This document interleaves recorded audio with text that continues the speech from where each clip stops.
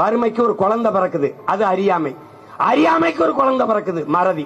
இந்த மூணும் இந்த அரசியல் தலைவர்களுக்கு முதலீடாயிருக்கு. 10 வருஷம் கழிச்சு 200 பொருளுக்கு 5 வட மாநிலங்கள்ல தேர்தல்ல தோக்கட்டி புறான்னு பயம். 5 பொருளை உட்கார்ந்து இதுக்கு குறைக்கிறேன். ஏன் குறைக்கிறேன்? பதில் சொல்லு. ஏன்னா வரி சுமையான வரியை என்ன இதுக்கு விதிச்ச? பதில் இருக்க.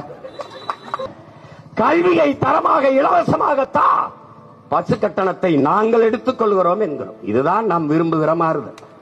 5000 ஏக்கரில் ஏர்போர்ட்,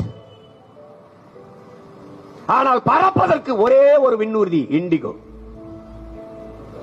உலகத்திலே சின்ன சின்ன நாடுகள் கூட தனியாக தனக்கென்று அரசுக்கென்று வானூர்தி வைத்திருக்கிறது. ஆனால் உலகத்தின் மிகப்பெரிய துணைக்கண்டம் 150 கோடி மக்கள் தொகை கொண்ட ஒரு நாடு சொந்தமாக விண்ணூர்தி இல்லாத ஒரே நாடு உலகத்தில் என் நாடு இந்தியா தான். பழச்சாறு கடைகளில் கூட்டம் இல்லை, மதுக்கடைகளில் கூட்டம், நூலகங்களில் கூட்டங்கள் இல்லை, திரையரங்குகளில் கூட்டம், குளிரூட்டப்பட்ட கண்ணாடி அறைக்குள் இருக்கிறது கால் செருப்பு. ஆனால் உயிர் தேவையாக இருக்கிற உணவு பண்டம் வீதியில கிடக்கிறது. புடலங்காய், கத்தரிக்காய், கீரை, சொரக்காய், தக்காளி எல்லாம் தெருவிலை ஒட்டுவிக்கப்படுகிறது. இதற்கு ஒரு தலைகீழ் மாற்றம் தேவைப்படுகிறது. அதுக்கு பெயர் தான் புரட்சி. அறிவார்ந்த பெருமக்களே, அதற்கு பேர் தான் புரட்சி. புரட்சி என்பது ஒரு தலைகீழ் மாற்றம். மாற்றம் என்பது மானுட தத்துவம். மாறாது என்ற சொல்லை தவிர மற்ற அனைத்துமே மாறிவிடும் என்கிறான் மார்க்ஸ்.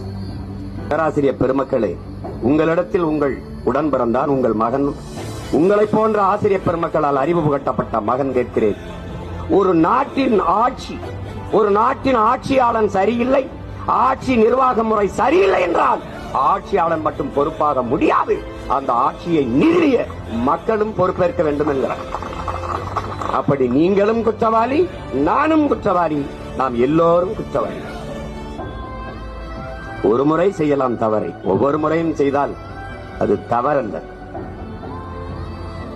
அது ஒரு பைத்தியகாரத்தனம்.